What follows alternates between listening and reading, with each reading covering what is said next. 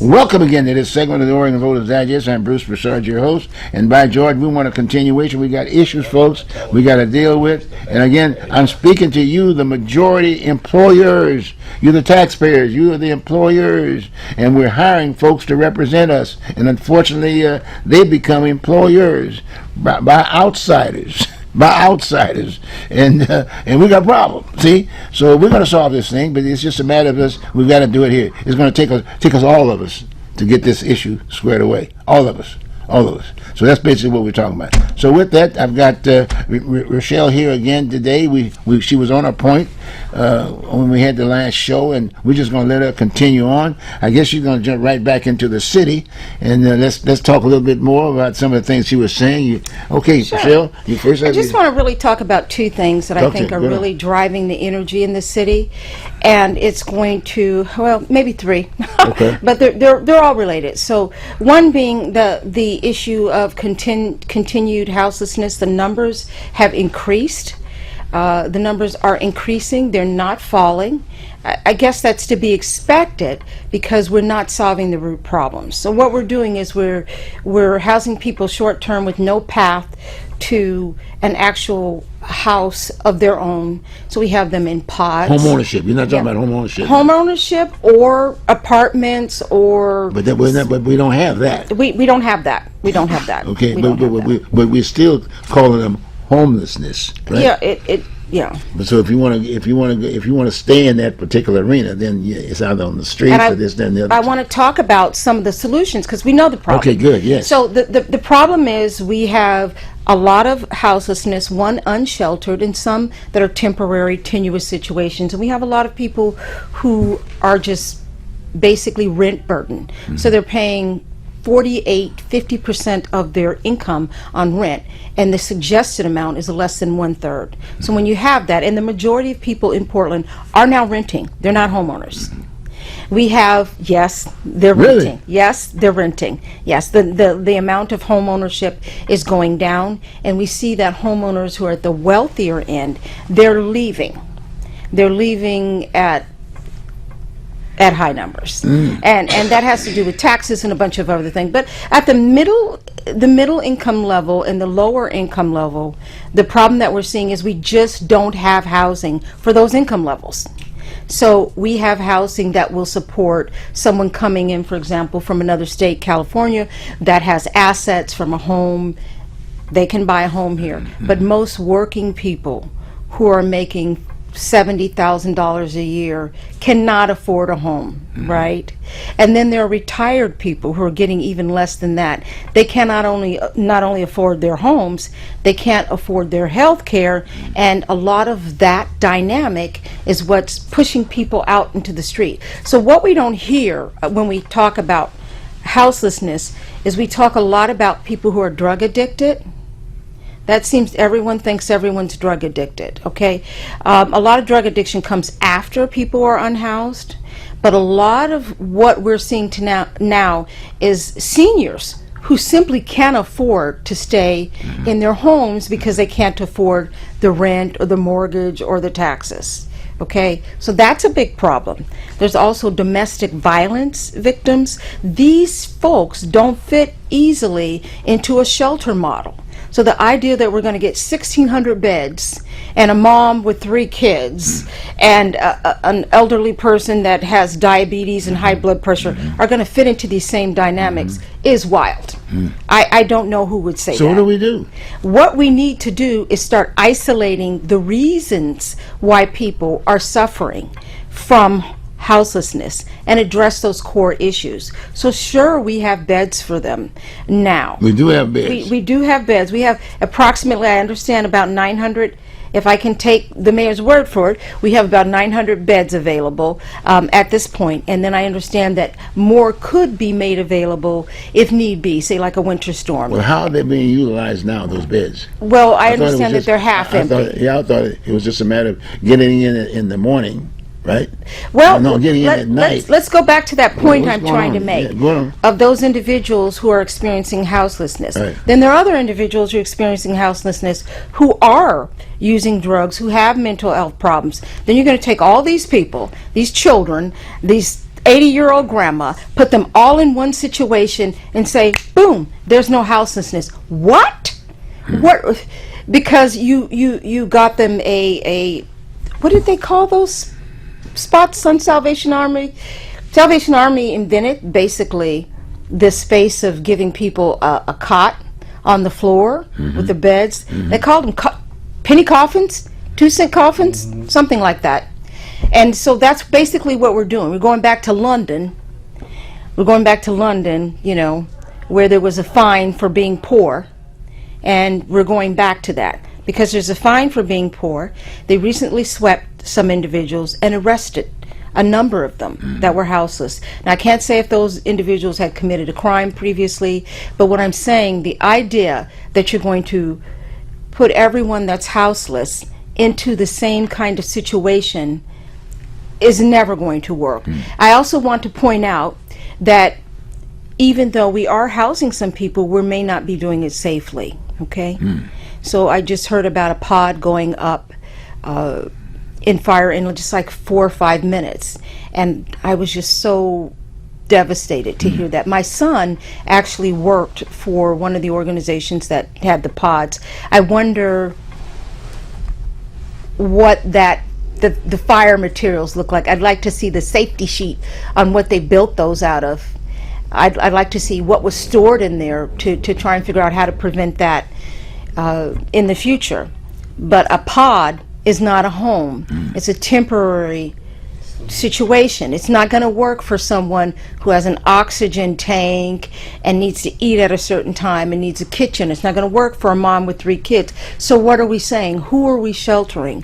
And again, going back to the sanctuary city, I don't see that even working for the immigrants. I don't see that working for the immigrants, because to get on a list, to get some type of housing, you have to confer information. I don't see the city being protective of that information, not only for immigrants, but for long-standing citizens. I know there's a little back and forth, but we're working with the federal government, and we're also working against the federal government. I'm not sure how that works. How do we say no DEI and then assume that immigrants don't need diversity, equity, and inclusion? So they're starting to self-deport and remove themselves from this place because they no longer feel safe, because they don't know what's going on, because there's not enough communication. So I just say that I think Loretta on City Council presented some wonderful ideas about where the money should be spent, the $20.7 million that was found. But if we're going to keep spending it on pods, and we're going to keep spending it on shelters, and we don't even have a day shelter. I mean, there are day shelters out there, but we're kicking people at 5 or 6 o'clock in the morning, which is also problematic because it's not very light. Street lights aren't on. I just don't understand why we have this burning desire to quickly remove people from the street. Actually, I think I do. I think we just don't want to look at it. I think that's it. I think we don't want to solve the problem. We just don't want to see it. We just push it down the line. Well, you bring up another point. Saying, well, they found these dollars, $100 million or so, and I think a great deal of that was going to the whole issue of housing. Right, the housing. And the other thing is that within the system, when things were working, we had planners. We actually had a department that basically would look at those issues and accommodate them before, if you will. You got me? Well, what happened to the planners? We're still paying them. Yeah. Well, I think I'm going to say for about a decade. Originally, before 2020, the thought was there was a 5-year plan. I heard so much about this 5-year plan. I said, we need to change things. And someone said, well, wait, Rochelle, hold off. You're moving too fast. There's a plan. It's in effect. I haven't heard anything about that 5-year plan. That 5-year plan should have been done over 5 years ago. I want to bring up the comment because I knew what would happen. I knew that people would kind of forget the 5-year plan. What we really need is policy change. These are policy problems. Every one of these housing issues, the separate kind of buckets they fall in, could be solved by a policy. For example, I think it's perfectly fine if people want to return home and we want to pay for that. Smart. But are we contacting someone on the other end to make sure that that's a good fit? Are we just throwing our money out there and just passing the problem to another city?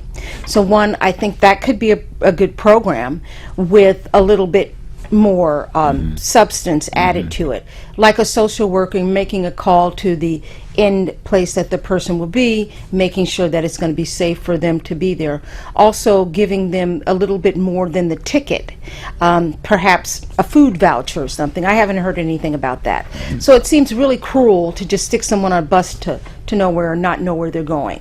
That doesn't seem like care for me, and I don't want to spend any tax money on that. They can be miserable here or they can be miserable there. But I think that's one thing we could do to make more robust. Okay. Number two, we need to really stop the flow of evictions, right? So Councilwoman Avalos talked about slowing down evictions. That's very important to give support to people so they're not out on the street. It's much harder to get someone off the street once they've been there than possibly with an eviction or other issues. Hard to maintain a job that way. I think we need to put a lot more money into the stability of renters. Also, I think we need to rein in landlords. And what I mean by rein in landlords is we now have a lot of no-fault evictions taking place. We need to take a look at that, see if there's have an impact. And one of the things that I'm proposing is really simple, and it would actually not hurt landlords or renters. I think every renter in this city needs to be offered, or rather in Multnomah County, needs to be offered a 2-year lease. We have too much turmoil with people moving in and moving out. Every year the rent goes up, and that tendency for most larger places, sometimes people don't raise the rent. They're long-term tenants and they have that agreement. But for most people, the rent goes up. I think it's very important to acknowledge that the rent is going to go up. These things are going to cause turmoil when the cost of living is not going up.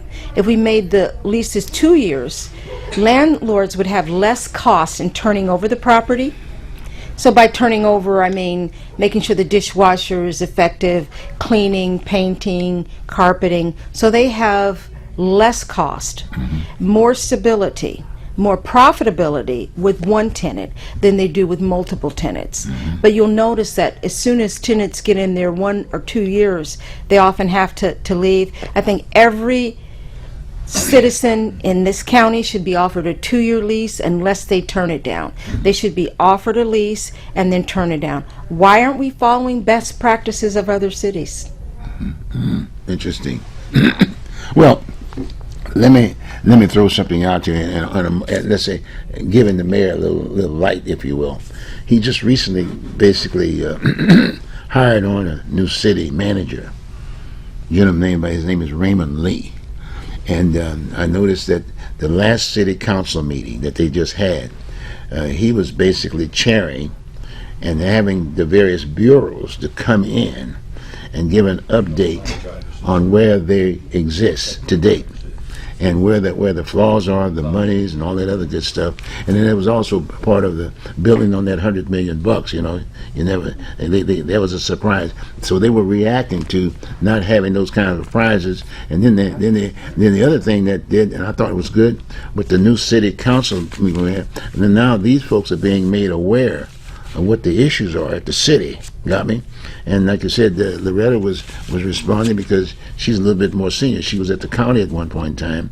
She was able to ask her, and the same thing with let's see, we had Dan. You had Dan there, and so consequently they had a little bit more of a being able. They had some background, if you will. And background, but I'm just gonna say that with Dan Ryan, I would not call that successful background. So sometimes people have been working very unsuccessfully on a mission. I haven't seen improvement since Dan Ryan's been been involved with city council. Let me make it very clear. No, you're right. But at least he was a city councilman before he got on there. And I want to compared to the others. You know what I'm saying? I also want to say that we're building the train while we're on it, and I think it's a little too little, a little too late. I think there are times definitely where the individuals you have just are not up for the challenge.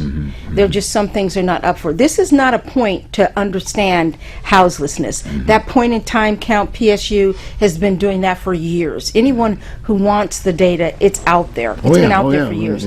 So if you haven't, if you haven't availed yourself to it at this point, I'm thinking this might not be your thing. But this is a good point that the city manager is doing this auditing thing, which is kind of like a first from my standpoint. I'm saying, I mean, they're spending more time sitting on at City Hall as opposed to getting out with the folks where they're supposed to be responsible for their respective district. In all due respect, they don't have the background. So this is going to help them out a bit. And like you said, I like the idea that Loretta's there, Dan is there, and what's the other? Steve Novak is there. I mean, those folks were at city council once before, so now they're getting into those questions because they were there when those monies were being set aside. They should have been more responsible. True. But unfortunately, that form of government, such as you had a mayor, et cetera, et cetera. Now we got a situation where the mayor doesn't have any. He has no appealing situation or whatever. But the fact of the matter is they're getting in those discussions, and then hopefully when we get to the next panel, the other panel that was here late, get John and Bob to get involved in this piece, and just continue to ask those questions, just like you're doing, which is good because we need to talk about solutions, but we got to preface it with what is the present system that we had.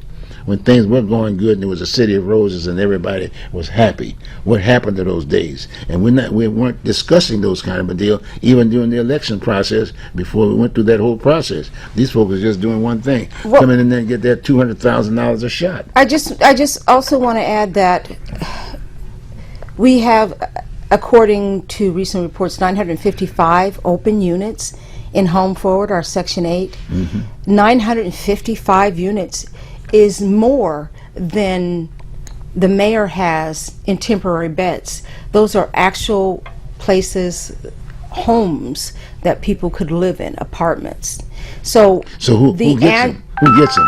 Does the homeless folks get in there? Who buys them? Who pays the bill? Well, the taxpayers are, but they say the average length of time to get into a unit is 5 months. Now, so how do we reduce that? Here is what I'm putting out, okay? So it is not a question of do we have houseless population. I'm so tired of that. Let's move beyond that to we have a houseless population that needs to be addressed. Right. That includes domestic violence. Right.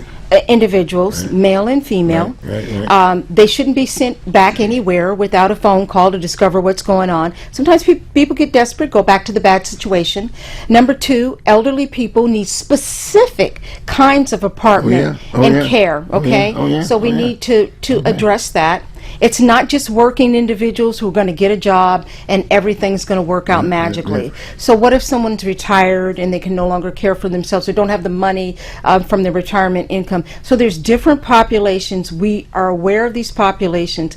And frankly, anyone who isn't invested in these solutions should move on because this is one of our biggest challenges in this city. And I'm not going to necessarily tie houselessness to crime, but there is a connection, okay? Because once people have been out on the street, they start to become more exposed to the drug problem. So we're not going to solve it by paying Salvation Army or churches, as Mr. Wilson, Mayor Wilson has expressed. I'm not sure when the last time Mayor Wilson has been to church. But I'm going to say that it might have been a while because he may not realize that some of the churches, especially the immigrant churches and the black churches, are suffering with their congregations who are experiencing houselessness, and they're trying to support them individually. So I'm not sure that there is a lot of ability for churches to take on these new responsibilities that are so large It's the reason why we voted in millions of dollars, because these challenges are so large. We can't build our way out of it. It's not fast enough. But we need multiple prongs, a multiple prong approach. We need to build our way out of some of it. We need to get young people jobs that pay enough, and we also, so that they can afford the rent. We need to do the ADU in the backyard type thing. That program started like 12 years ago. I want to say, I What's knew the an director. ADU? What does that mean? Accessory dwelling unit.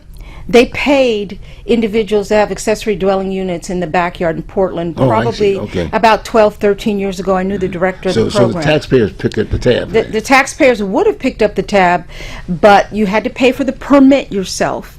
The permit was over $15,000. And I believe only less than 15 people took up that offer. I want to say around 13, because it was just so convoluted. I heard recirculated again that they want to bring ADUs back, and so you can get money for having an ADU in your backyard and renting it out, and they'll compensate you for that. Those things were pretty expensive. I remember that when they were doing that at the county, for sure. You know what I mean? And then all of a sudden they just sort of like they were gone. But then some folks got in there and got them for free. Some of the elected officials were able to keep their units. Oh, I don't know about that, but I can say one thing: an ADU, even a cheap one to build, you're talking about $80,000 to $90,000 That's right. conservatively. That's right. And then the rule is you cannot house a family member in it. That there will be the one thing that sinks that program, and I'll tell you why. Because if I build an ADU in my backyard, that is impossible because I'm condo living. But if I build an ADU in my backyard, I'm not letting just anyone come in to my backyard and my space. So someone who has a drug problem or a mental health problem is not coming in. But my family member, I might be more benevolent to, even if they have a mental health problem. That, okay, we're in a separate space. We might be able to manage this with the social worker. So my issue is all of the solutions that are being proposed are temporary solutions that have nothing to do with the individuals needing assistance. It's just warehousing individuals. I mean, literally, you could just pick them up, bring them in buses, stick them in warehouses, and just drive away, because that's where we're basically proposing. Because we're not providing food, we're not providing assistance in employment, we're not connecting them to social workers. And the great thing about having them housed for the night, at least, is you have a population that is interested enough in being assisted that those people would be perfect to go to a day shelter, get some healthy meals, maybe get some new clothing, take a shower, get some assistance. But again, it's free, and then who's paying for it? Well, nothing's free. It's a But who taxpayer's pays for fee. it? But we're paying anyway. We're paying much higher prices, and we're paying for our police to be overburdened. Have you tried to call 911 lately? I did. It's unfortunate, but I've called 911, and you get a little wait there. You get a little wait there, and the police are just overextended. They don't need to be doing the work of the city that the city council and the mayor should be doing. So I know that they're struggling with these issues, but I'm saying that this struggle, they're perhaps too early in the journey, and maybe it's time to relieve themselves of this responsibility because they don't seem to have any answers. Okay? Well, we spend quite a bit of money on administrative. Sometimes that chunk of money comes out like $100 million, and all of a sudden, of that $100 million, maybe 30 or $40 million goes just to administration. The tents are still all over the street. The tents are all over the street. It's not working. Whatever was being done is not working. Some of it could work. It just hasn't been maybe funded enough. But the fact that there's 955 units on Home Forward, that's not good. I think that the city could do more to look at its unused properties and try and connect with Home Forward or other agencies to build off of existing properties. There are properties that the government has and they're considered excess. You can go online right now and see the excess properties. They often go for a very small amount of money. I'm not saying that all of them could be used for housing, but certainly some of them are appropriate. You got some good ideas. Looks I good. hope so. I In hope fact, so. In fact, here at the Oregon Voters Digest, we're looking for good employees from the taxpayer standpoint, see, because we're the employers. And that might be a situation you might want to be interested in. You could run for that Maybe office. someday. Or something. Run for that office or something. You might want to do that, see. But like I said, we're in a change. You know, We do need a change. And then this change is going to come, right? Isn't that the way it goes? It's got to. Change got to come. Okay, well, hey, thank you very much. Thank you so much for having me. I'm going to get your other partners in here. Yes. And let them respond to some of the things that you said. And we're going to carry that out, okay? I'd Get love that to on. hear their opinions, especially Okay. on the 2-year lease. Sounds Do they good. think that's a good idea or not? Sounds good. Okay. Okay. So why don't you guys switch out right now? Come on, guys. You guys come on in and just keep on going. Again, folks, this is community television, but we're doing what it is. We're trying to communicate from a layman's standpoint. Okay. Okay. We're in the game. We're trying to get this result. And thank you very much, Renee. Appreciate that. Okay. Rochelle. I'm sorry. Take it. Yeah. Okay, guys. All right. Okay. Got these guys to come back to the table because we got issues to deal with. We're gonna probably spend about another good 30 minutes in here now, and just jump right on in. Well, you saw the piece we just did with Rochelle Dixon, and she came up with some, just like anything else, because that's where we start. We gotta get the employers back to the table. We got to get the employees concept-wise, and she makes this point.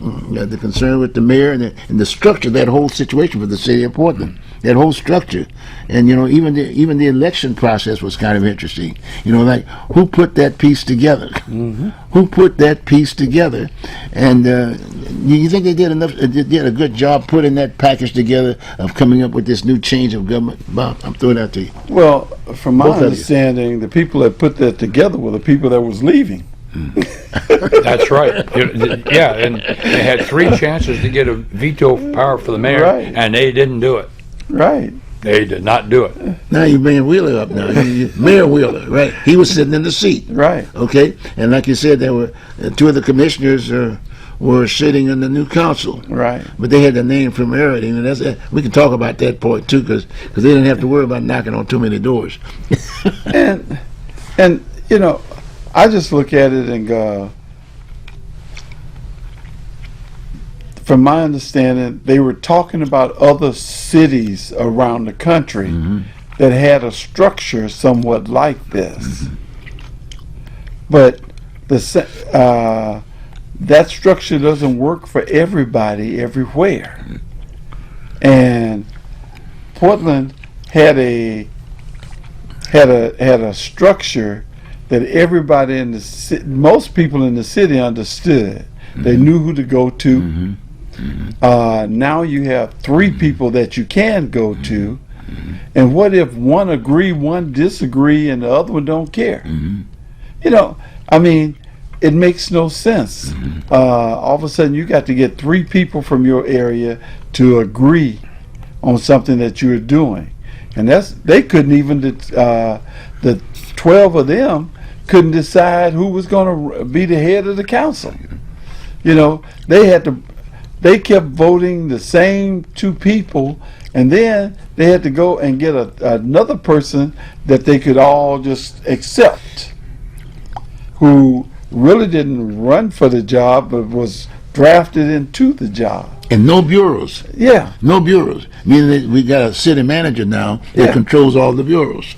Right. Well, the deal is, they've had a thing against the commission form of government for a long time, and I worked for them for 32 years, 8 months. And I could tell you from being inside, we had good park commissioners, because that's where I was, and we had good mayors, and some that weren't. But the thing is, you knew where to go, and I've talked to several people, including some of the commissioners,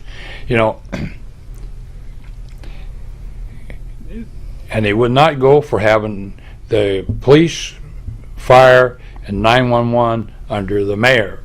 This is the emergency services, and have all report to the same boss. They always had 1 or 2 of those things split off. So and then you never know when the boss of the odd one got up on the wrong side of the bed and or wouldn't cooperate or something. But so to the bait, and somebody says, "Well, they got too much power if they got all those people." No, they don't. The real power is when they have a meeting, and then when they're running their bureaus, and they says, "Well, they don't have any experience." You had a professional staff, and one of the things is they Right. wanted it to work. Yeah, yeah. That's right. And you know, Yeah. when I retired, I said goodbye at a meeting, and I says, we're really special because the police do things to people, and everybody else in the city does things for people, and we do things for and with people, whether you're a laborer in the park or whether you're in a community center, because and the other bureaus didn't do that, and so the people in the parks, depending on, didn't make any difference what their status was. A lot of times they're dealing with the public, and the people enjoy their jobs. In fact, I got a guy towards the end, and he retired after me, and he had worked in construction all his life, and he says, "I never worked a place where I had such an enthusiastic crew."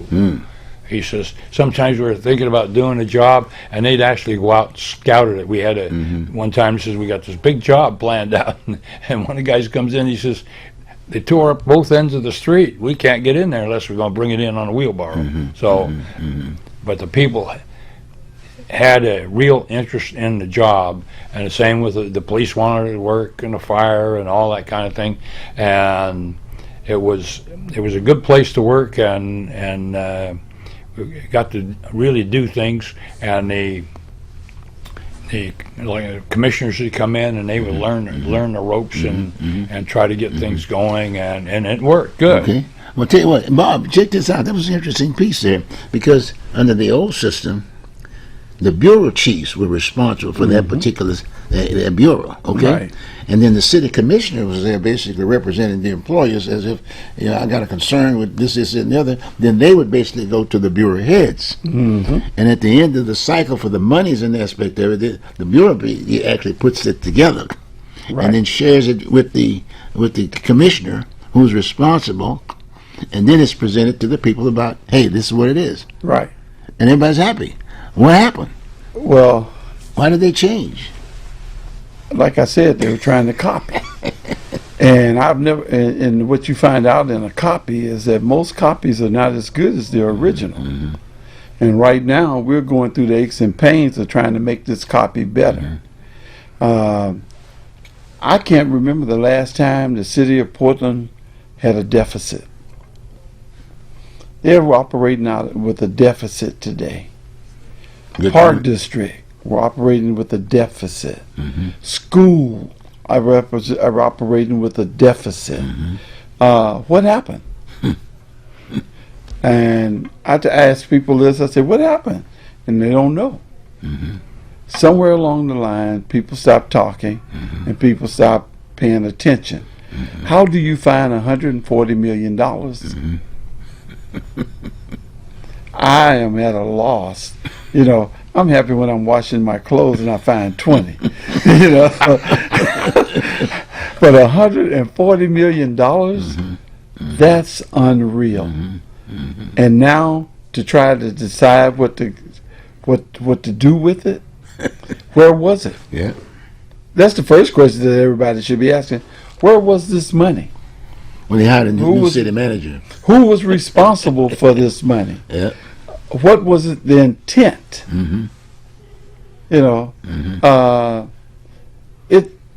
Some questions need to be asked that are not being asked. Yeah. And now everybody's fighting because they heard there's money to be had. I would say, what is the number one need in the city of Portland? Someone needs to figure out what's number one. Everything can't be number one. If we do this, what's the effect, and what does it eliminate? How does it help us with this? Where are the people that are thinking today? Everybody's trying to hold on to their job. pay me $150,000, and I don't have any responsibility, I'm hanging. I'm shutting up. I'm gonna be the quiet guy in the corner, Yeah. and I want you to forget I'm here. Just pay me. That is ridiculous. Well, I tell you think what. it's Oh, go public ahead. safety, Well. the thing is, to give you a comparison, now, before Resolution A in 81, I think it was, or 83, Portland was a 10-mile by 10-mile square. And Portland had 800 police officers, and they should have had 1,000. So then what happened is that Resolution A come along and made some changes, and all the social services went to the county. And then like I said, the police department became, or the city of Portland became a 15 by 10 mile by 15 miles rectangle. And the other cities expanded. There's very little unincorporated Multnomah County anymore. Right. And the only physical thing they got left was the bridges, because nobody wanted it. And so, and the population of Portland is almost double. And it's packed out there, and there's not enough of them to do the job. Because if you look at public safety and national defense, the key element that you must have is people.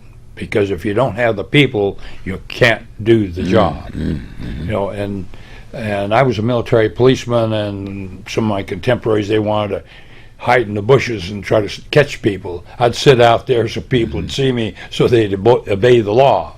And that is what makes a difference, because you're driving around different places, and you don't want to be hitting the green light right on the spot because somebody else is a little late. Now, Portland has a little delay in the system, but the Multnomah County system, they changed together. And so I always, when I was driving out in the county, I wanted that light to turn green for me at least a half block ahead of me, so I had some time. And so, but it's the thing is, it's just not the people to do the job. And the fact is, and they've been cutting back on the police because they think that's the thing to do, and they have not issued publicly a traffic death rate for the last few years. And the one before last was 45,000 killed. The year after that, it was 46,000. And a lot of that is because people are stealing cars, and they're driving wild, and they're hurting people, and they're killing people. In fact, one place, a guy was watching television, and he got up to take a break at halftime, and a guy had stolen a 1-ton dump truck with a trailer on it with an implement, couldn't make the turn, and drove through his house into the swimming pool. And what the guy was upset about was the fact that the TV was smashed. They couldn't see the rest of the game. But, you know, the thing is, in these traffic crashes nowadays, you don't even have to leave the house.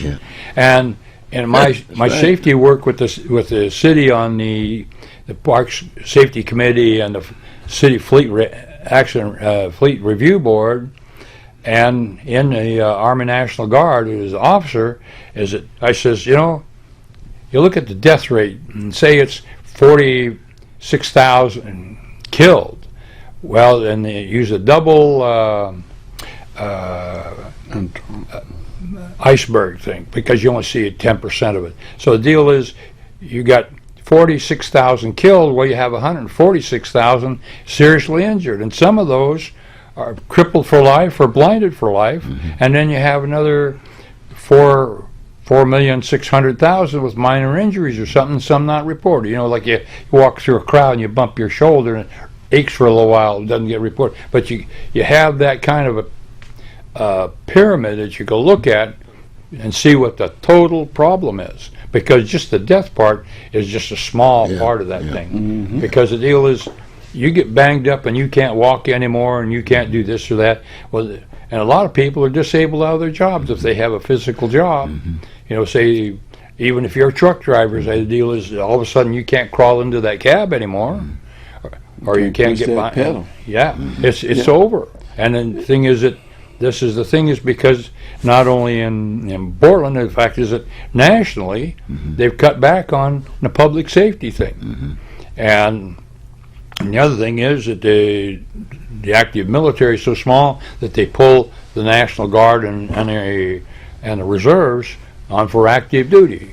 And they take a year here and a year there, and the active duty people says, well, what's the deal? You go off and you don't do anything. Well, if you're a guard or reserve, you got to go back to your old job. Yeah. You have it, or if your business, if it's still going. And I've talked to guys that have had businesses, and they were lucky that their wives could take over and do it. In fact, a couple of them says, my wife did a better job. But the thing is, that's the deal, or part of it. Well, the thing that goes on today is that it's a me group.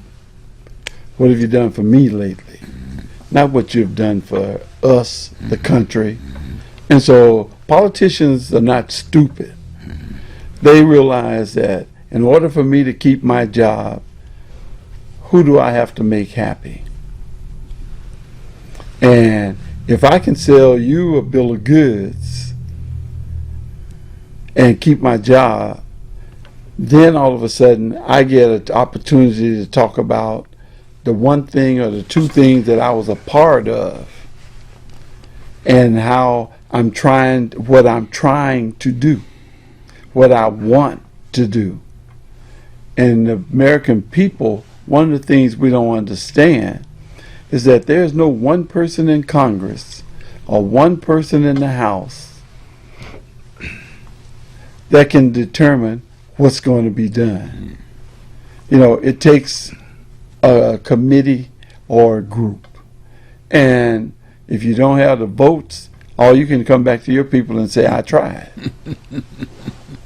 And so the difference in today's politics is Donald Trump is showing people that he's doing something. I said this 2 months ago. If you remove every person that you consider illegally here, It's going to keep going. who's going to pick the corn, the beans, the strawberries? Who's going to handle the fishing? Whose job are they taking? What are we doing? And do you want that job? Because someone is supposed to do that job. Or are you willing to pay the cost that it's going to take for someone to fill that slot? Or to that farmer whose crop is dying in the field? How are you going to feel when there's no beans to be eaten? You know, and so short-term gain give you long-term misery. You know, and that's what's happening today. Is everybody's looking at the short term. Now there's people that says, it's people been here 25 years, never caused a problem. One guy been here 25 years, got a driving citation 20 years ago, and they go take him and send him out the country. Keep talking. Keep talking. Yeah. So the question becomes, what is this all about? Well, it's about how can I fill my coffer, and what is it taking? What is it doing to the country? Well, you know, along that line, during World War II, the unemployment rate was still 2%, and they were hard up. And I'm watching on my computer, they brought in prisoners from World War II, the Japanese and the Italians and the Germans, and of course they were amazed at what America was like. And actually, when the war was over and they went back to their old country, they were the biggest supporters of the United States because they saw what the United States was, and they wanted their country to be a lot like us. Right. And that and everybody, you know, my thing is, how is America? The things I'm looking at we're fighting the issues that my grandfather fought, Yep. my great grandfather fought, the bigotry, the hatred. Yeah. What?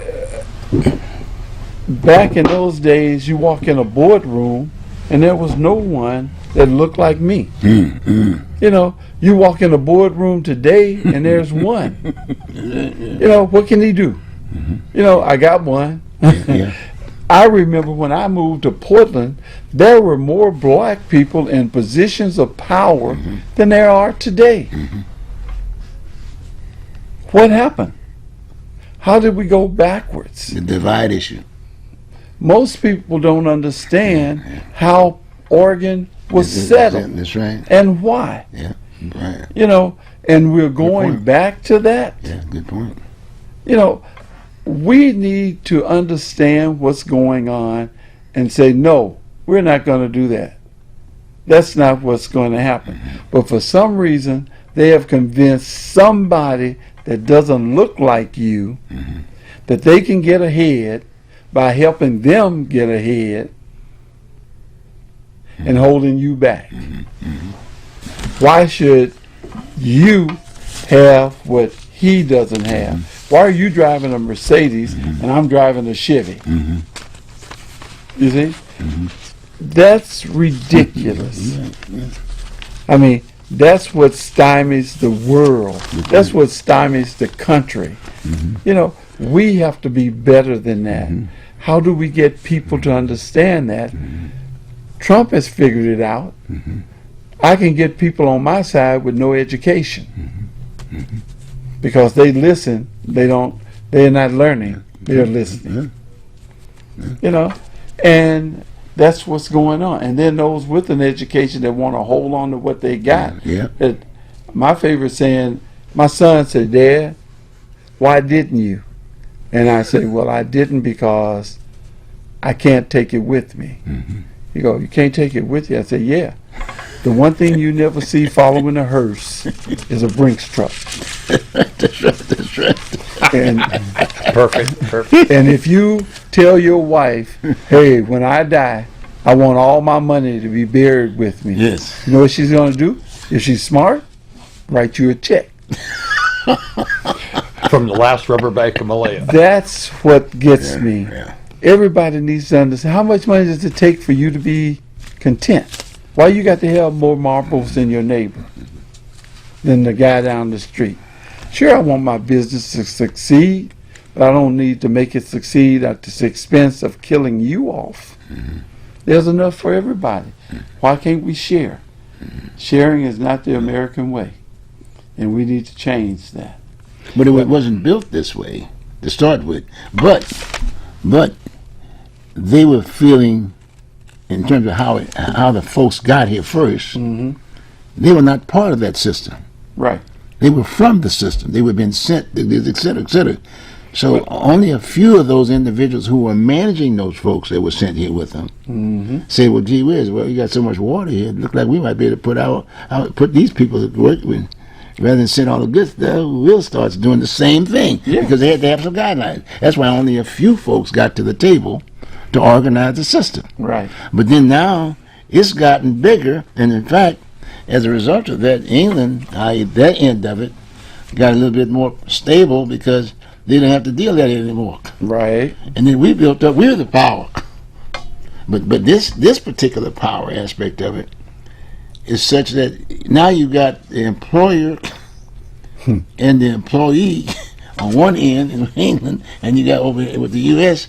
Now you're developing employees. Well, you, who are got to not have, you have to have a buffer. Yeah, that's what I'm saying. See, Yeah. And so who's the buffer in the middle of all of this? Hey, money. That's the buffer. Like you said, the money. Yeah. And I keep telling people constantly, if you don't know your history, you're destined to relive it. That's right. That's right. And the one thing I've had so many people say to me, man, the South held us back. They didn't want us to. Yeah, right, they didn't right. want. And I said, what part of history are you talking about? I said, do you realize it was the North that said you were three-fifths of a person? That's right, yeah. It wasn't the South. The South wanted you to be a whole person because then they had more votes. Yeah. They had more people that they could put into the position because they had more. I said, and the North said no. All those slaves you own, they only 3/5, and that cuts down on what they had. I said, so understand history. History, it was about who's going to run it, who's going to make the most money out of it. And let me tell you something. You wasn't freed by Lincoln because you were working too hard. You were freed because it was free labor in the South and you had to pay for labor in the North. I said, so that was the Civil War. Understand what was cotton was going king. on. That's it. It was the money. It was money. And the deal is they don't want people to know about history because they forget it, because they come out to some young person and says, it's bad, it's bad, it's bad. Hey, talk to your parents and your aunts and uncles, and up there, and you'll find out and ask the question, is it better? And it is better, because it used to be really bad. But yeah, check this out. But here we are today. Mm-hmm. We've gone through a lot of history. Right. Our kids haven't. And now my point is that we got a big gap in the deal because some of those goodies, for instance, that kids would, as we were young, that we participated in as part of the transition, we had the draft system. Mm-hmm. We had an education system. It was more it was on a college level. It was more just on the little people. Right. You graduate from high school, you know what I'm saying? You get yourself a job, a blue-collar job. And I can still remember my dad with the insurance guy sitting up at the dealer thinking about the union piece, thinking about the union piece aspect of it. They'd come up and pick up the dues. Yeah. At the house. And then all of a sudden, that's gone. Yeah. You know what I'm saying? We had a definite difference between the contractor owner and the labor force who did the work. Right. Two separate entities, and it was working good. And it's all confused And it's today. totally confused now today. And then the cat who's sitting up there, he doesn't pick up the money at home. They pick it up by check. Right. And he gets his dues. You see what I'm saying? Today, the dues come out of your check before you get your check. That's right. That's right. You know, I mean, I can talk about, I can talk about some things. We want to get back to that because I think we need to throw from the standpoint of a solution. Cause that's why we're talking about this piece. Is Chavez? You know, the whole issue with Chavez. Right. Chavez was a contractor to Mexico. He'd Right. pick up the folks, they'd come out, pick up the crop, and he'd take them back. Right. Then all of a sudden one day he said, "Well, no, why don't we just go on the housing and we get more crop out?" And so we started that piece, and then at the same time, the trade unions here were basically establishing folks to react to issues that we needed here. Right. It was a good system. There were people growing trees, knowing how to grow trees, and we'd get the folks here, teach them, go to school, and this, that. Then all of a sudden, Chavez said, "Well, gee whiz," folks said, "Well, gee whiz, this is kind of neat." And, next thing you know, we want to stay. We want to stay. We want to stay. Hey, you can visit, but you can't live here. That's right. You see what I'm saying? Yeah. And so all of a sudden we got into that deal. So my point is that there's a lot of, but we went through that. And someone didn't say to Chavez, "No, look, it's a contract. You take the folks back over there." Right. Got me? Okay. But then, wait a minute. We got a system over here. We got Western Union. We're gonna send the money. Wait a minute. What happened to our economy? That's the whole idea with that cycle deal. The money gets spent where you live. And then they realize that if they stay, hey, we can get some of our money back. That's right. That's right. You know, and this is a capitalist society, That's right, ladies and that's gentlemen. right, This that's is right, not that's right, that's right. socialism. This is capitalism. This is capitalism. But like I said, but it wasn't taught in school. That's right. And the educator said, now you can get yourself a degree. But then you become an entrepreneur. See, come on, boy. You say, "Well, I don't want to be a worker. I want to be an owner." And the best place to be in our education is if you want to go beyond anything, you want to be a lawyer so you can talk. Yeah. And then you get elected to the. But still, This is good, yeah, because there's a worry right now. I mean, our young folks are not being able to take that leadership position anymore. You know Well, what they're I'm not saying? teaching them any We're history, not. so they don't have any. They don't have any foundation. They don't have nothing. They don't have anything. No foundation as to how did you get here. Exactly. Well, a few years ago, there was a statement said that the four-year college degree, education-wise, is equivalent to a high school diploma in 1947. Yeah, I don't doubt it. No. Because, and in fact, listen to Dave Ramsey and Clark Howard and a few others, and people call up and they kept changing their major in college, and they got 6 years of college, $500,000, $600,000 in debt, and they only have an associate degree out of it. And he says, "Well, do you take any business classes?" No. He says, "Well, what happened?" Well, it just kept changing the major, and the deal is, when the Vietnam War ended, that was fine. What also happened, they ended the draft, and the college professor says, "Where's the students?" Because there was no incentive that they had to worry about a war or even worried about being called up. Right. And so, all of a sudden, what do we got to do? They convinced everybody that, you had to have a college degree, and now today, being able to swing a hammer is more important, and a lot of people not only don't know how to use a hammer, they don't know what a hammer is. And so, but you have these people with all this debt, and the deal is, so they convinced them, and then what they did for the financing this thing, they went to Congress and bought themselves a congressman, and they got it so you cannot go bankrupt on a student loan. And the fact is, then you had these people start these schools, and they come to somebody and says, "Well, this is your way out," and then you get these people signed up, and then they close down the school after they get the money, and so you got some guy or gal on a minimum wage or a little bit more than a minimum wage has got this great big debt that they got to pay. They were lucky to get the initial. So what's the incentive? What's the incentive of doing that? Go homeless, right? That's right. That's now you know why so many people are on welfare. Yeah. Because the system put them there. Yeah. And they began to realize that, hey, I don't have to work and I get a little bit. Yeah. And I can do something wrong over here, not get caught, and I'm supplementing that little bit. And the people who own the home, who basically got to that dream of owner homeownership, all of a sudden, the cost that it takes to check these folks out that are doing this other thing, it gets back to them, pick up more tax. Now all of a sudden, you can't afford the house you paid for. Right. Because you got taxes coming in every day. It's crazy. The circle.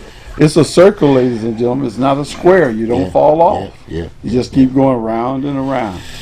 And that's the bad parts of America. Well, guys, and we only about for this segment, we're going to get it right. But here we are sitting up here talking about the issues, and we got a system within our system. It's called media. Mm-hmm. This is supposed to be basically doing the things that we're talking about right now. And as you can see what's on the right of us now. Now it's about 3 minutes. Mm-hmm. You have something else, but you got to go. If you need to talk about something about the city or the county or whatever, they give you 3 minutes, Right. and they don't even respond to you. Right. So it's discussed. So those folks who actually have the issues, maybe this is a good time to just go on and give it up. I mean, we get to the point where we get in another discussion. Yeah. So what we're going to do? We're going to take off. We're going to have to see them next week. All right. All right. See you guys next week, man.